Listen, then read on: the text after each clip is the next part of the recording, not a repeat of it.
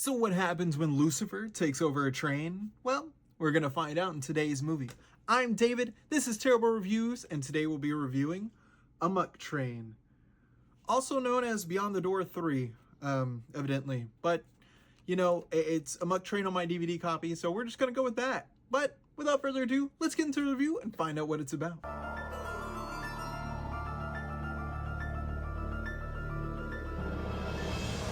Terrible Reviews. Okay, so I gotta say a few things and be completely honest. When I got this movie, I got it as kind of a joke, thinking it was gonna be a really bad, just cheesy horror movie that was like indie made. I saw this picture on the back of this silly looking old lady. It turns out that this is an Italian horror film from 1989. It was called Beyond the Door 3. It has no relation to Beyond the Door 2 or 1.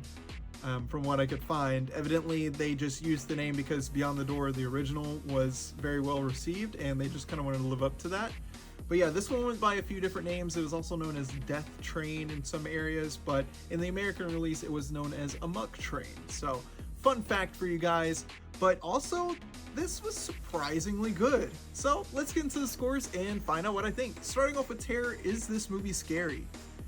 Absolutely, it actually is pretty scary in some parts, and the atmosphere that they're able to make, while not very consistent throughout the film, and I'll explain more of that in the story part, it definitely has some like really creepy vibes to it. There's some actual scary and just gross scenes in this movie that will creep you out.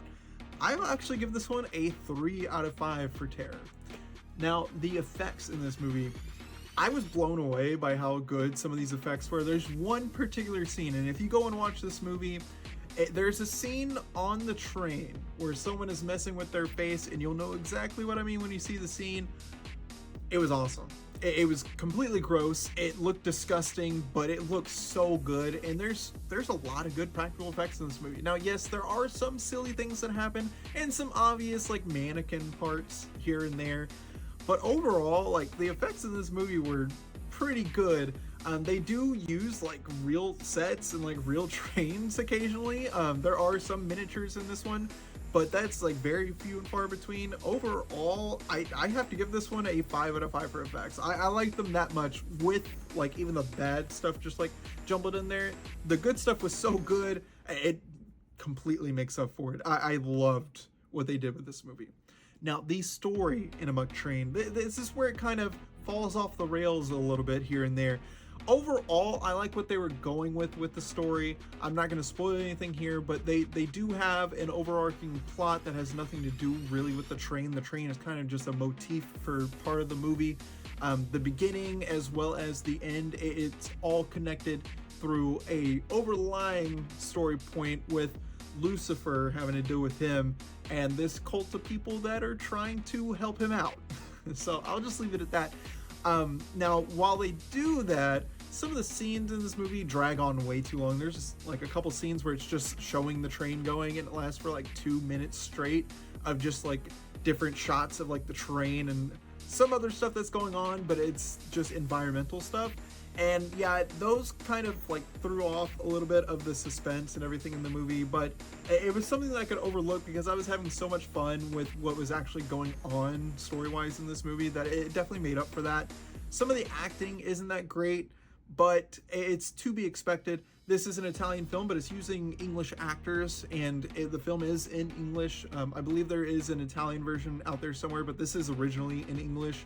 And some of the acting isn't great, but what few actors do a really good job, they definitely make up for some of the bad stuff, and some of the bad stuff just makes this movie more entertaining. Like, this movie is good, but even the bad parts are at least funny, so it makes up for that in that sense.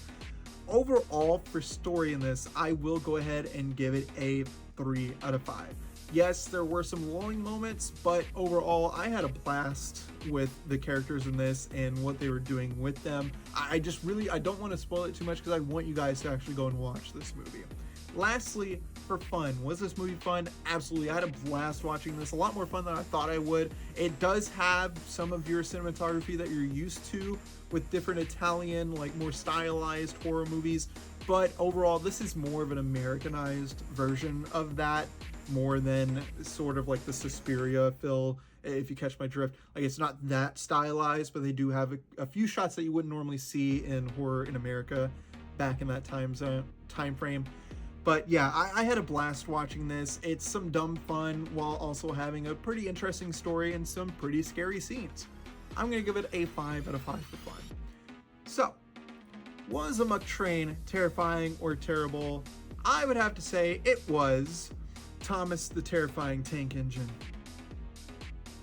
But have you seen Amok Train? If you have, let me know what you thought in the comments below, and I'll see you guys in the next review.